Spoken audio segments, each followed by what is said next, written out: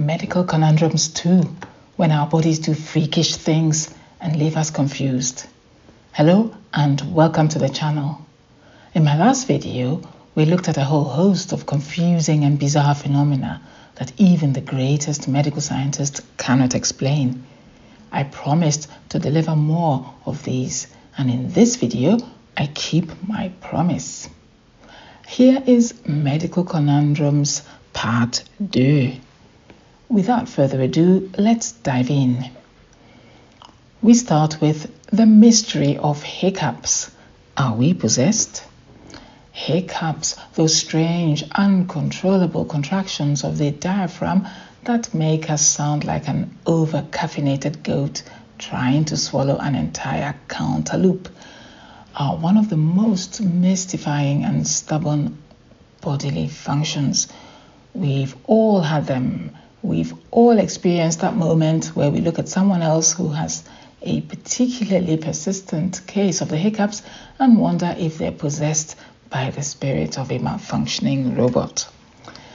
Most people know the usual tricks to get rid of them. Hold your breath, drink water upside down, even scaring someone, which we can all agree is a terrible plan unless you're trying to win a bet. But while these methods may work for some, they leave the rest of us thinking, why do we hiccup in the first place? Scientifically speaking, the cause of hiccups remains largely unclear. Hiccups occur when the diaphragm, the large muscle below your lungs, spasms uncontrollably. This results in the characteristic hic sound, followed by a brief pause.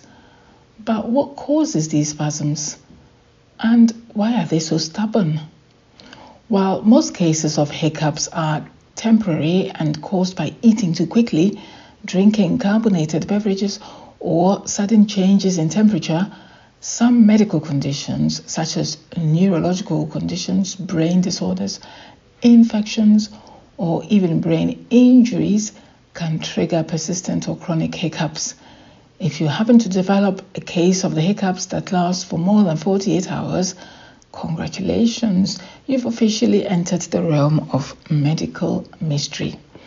If you're looking for a possible explanation, some believe that hiccups are elements of a more primitive reflex, possibly an evolutionary leftover from when our ancestors needed to dislodge food or air from the lungs in a much more dramatic fashion. It's like your body is trying to tell you, listen, I need to clear something out of here. Please don't make me do this again. Either way, hiccups remain one of those beautifully silly things about the human body. You can try all the tricks in the book to get rid of them, but they'll show up anyway. Reminding us that sometimes, no matter how much we think we understand our own biology, there will always be a few moments where we just have to throw our hands up and go, well, that was weird. The mystery of hyperthymesis, an uncanny memory. Just imagine being able to remember every single day of your life, down to the smallest details. The exact outfit you wore on February 3rd, 1994, the weather on October 16th, 2001, or the specific moment you stubbed your toe on the coffee table in 2012. Sounds like a blessing, right?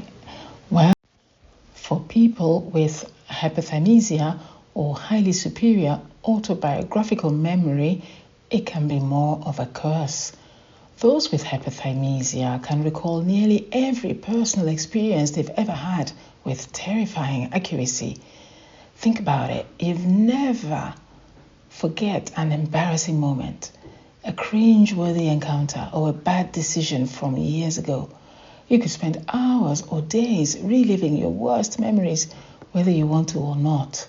So while this kind of memory might seem like a gift for a trivia contest, it could make every social interaction feel like a never-ending parade of awkwardness. One famous example is Joe Price, who was diagnosed with hyperthymesia and became one of the first people to be studied for this condition. She can remember dates, events, and even small, seemingly insignificant details from decades ago. However, the downside is that these memories are not always pleasant. People with hyperthymesia often find that their brains are cluttered with every little detail, leaving little room to forget or let go of painful experiences. It's like trying to carry around an enormous backpack filled with all your memories, both the good and the bad, with no option to put it down. Researchers still don't fully understand why some people have this extraordinary memory, but it likely involves a combination of genetic factors, brain structure, and an unusual ability to encode autobiographical information. If you're one of the lucky few to experience it, you might find that your days are filled with a mix of fascinating recall and mental exhaustion. But hey, if you're ever in a trivial contest, you'll be the one everyone's calling when they need to know exactly what happened on January 19th, 2008. Moving on to synesthesia, when your senses go on a wild, multi-sensory adventure. Have you ever wondered what it would be like to taste music or see numbers as kaleidoscopic rainbows? Or maybe you've just been daydreaming about combining the savory tang of cheddar cheese with the sweet melody of a violin. If so, congratulations! Your brain may be operating like that of a person with synesthesia. Yes, synesthesia. It sounds complicated and fancy, but in reality, it's just your senses getting together for an all-night rave in your brain. Don't worry, we're going to break it down and make it a party. So, what is synesthesia? It's like the ultimate brain mashup. It's when two or more senses get all cozy together and your perception of one thing becomes permanently linked to another.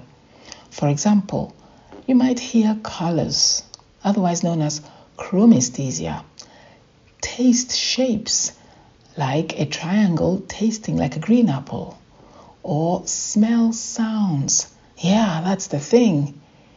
In short, synesthesia is a brain glitch, only it's the kind of glitch that turns everything into a sensory fireworks show. It really is a thing. Now, before you think, oh, that sounds like a terrible accident waiting to happen, don't worry, synesthesia is generally harmless. In fact, some people with synesthesia find it downright pleasant, like they're living in a world where everything has been supercharged by a double shot of espresso. Some even say it's like having a secret, personal version of the universe, one where ordinary things are more vibrant, creative, and weird.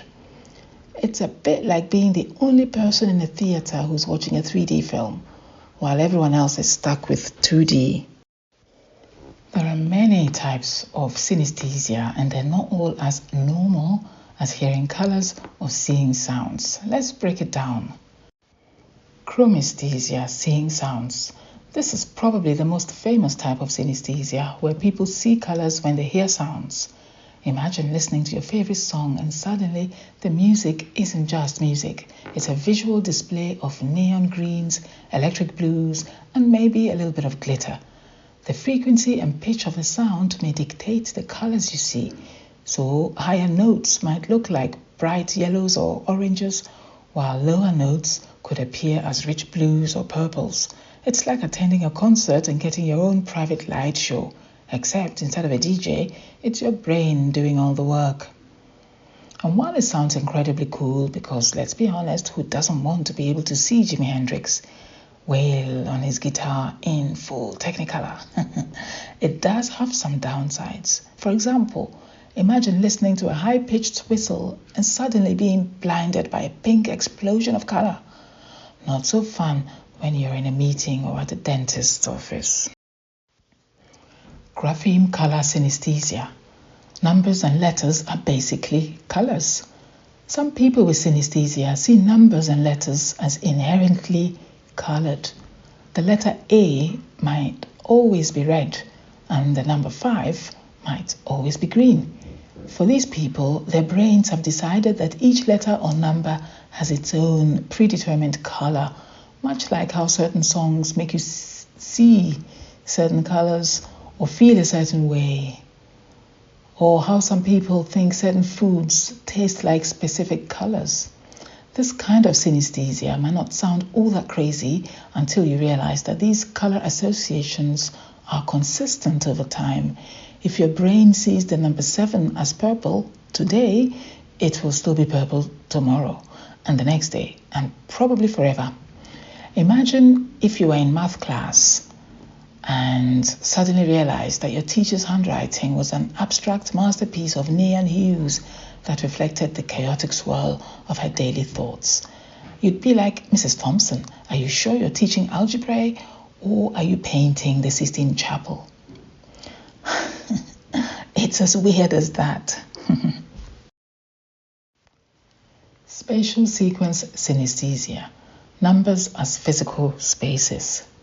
People with this form of synesthesia perceive numbers, months, days, or even time itself as existing in physical space. A person with spatial sequence synesthesia might think of the year as a big spiral staircase or the month as a giant circular calendar. They could look at the number 7 and not only know it's 7, but also know that it exists somewhere to the left of 6 with an invisible arrow guiding them towards it.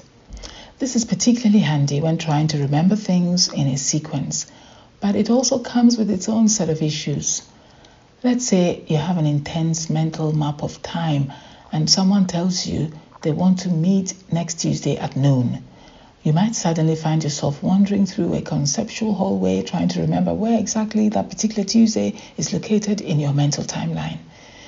You'll never be late again, but you may develop a penchant for walking around aimlessly for hours, seeking the correct spot on your brain's giant map. Lexical gustatory synesthesia, words as tastes. This one's a real treat.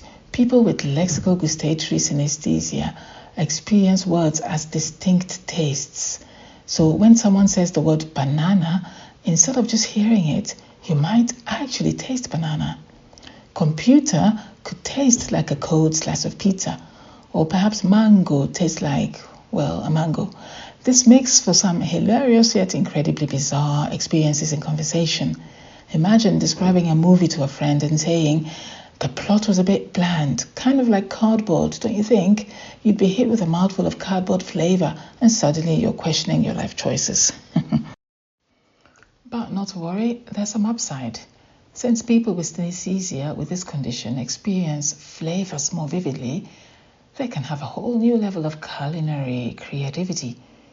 Words like sour, tart, or rich take on a whole new meaning when you're tasting them in real time.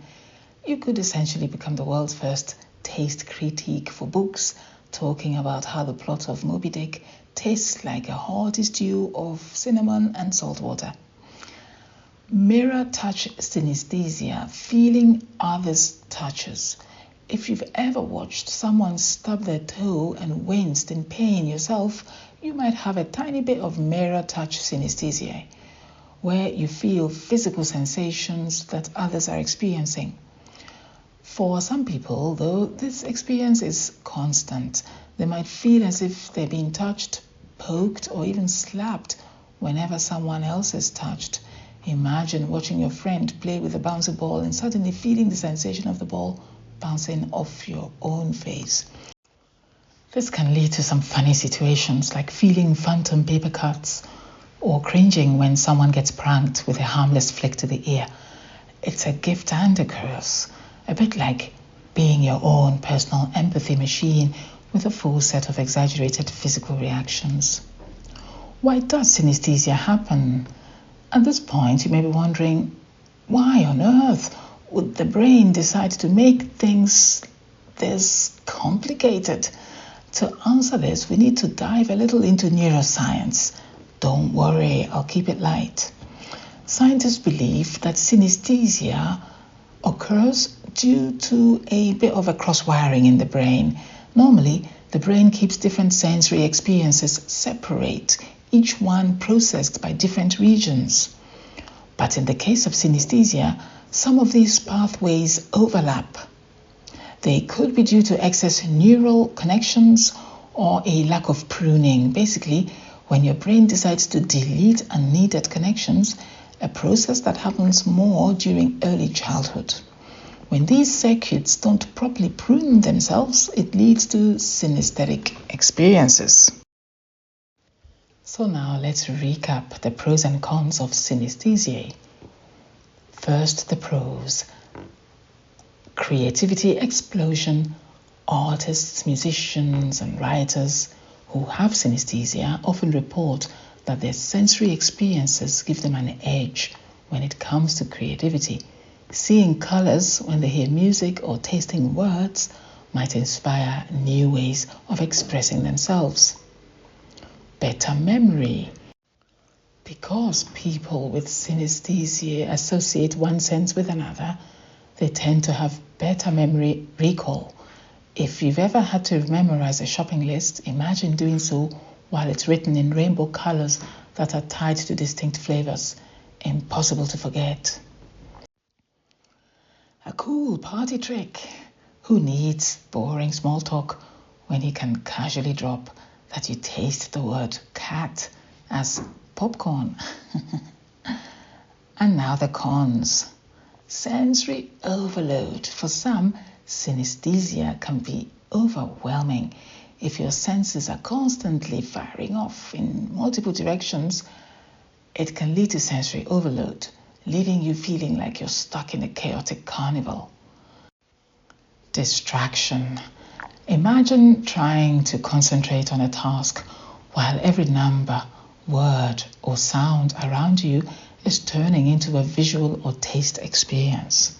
Some people report that it's hard to focus on everyday tasks when their brain is so busy throwing a multisensory rave. Confusing conversations. Explaining that the letter A tastes like honeydew to someone without synesthesia can be a real headache. It's like saying, it's like this, but not really, and then watching your friend's eyes glaze over. Synesthesia might seem like something straight out of a sci-fi novel or an art student's fever dream. But for those who experience it, it's just another way of experiencing the world. Whether it's seeing music, tasting words, or feeling the sensation of someone else getting poked, synesthesia is like an all-you-can-eat buffet of sensory experiences. For people with synesthesia, it's an adventure in every sense of the word. So next time you're listening to your favorite tune and notice a burst of color in the air, just know that your brain is throwing one heck of a sensory party. And if you're feeling left out, don't worry. Just sit back and enjoy the ride, because honestly, who wouldn't want to taste the rainbow, literally? Ah, the wonders of the human body. Have you experienced any of these strange phenomena? I'll go first. I have chromesthesia. I see colors when I listen to music, which is precisely why I researched this topic and wanted to share my findings with you. Due to my profession, I have also met people who have other forms of synesthesia, so I know I'm not alone. What's your strange medical conundrum? Do reveal all. Let me know in the comment section, and by all means, if you have a question, no matter how strange, ask a doc.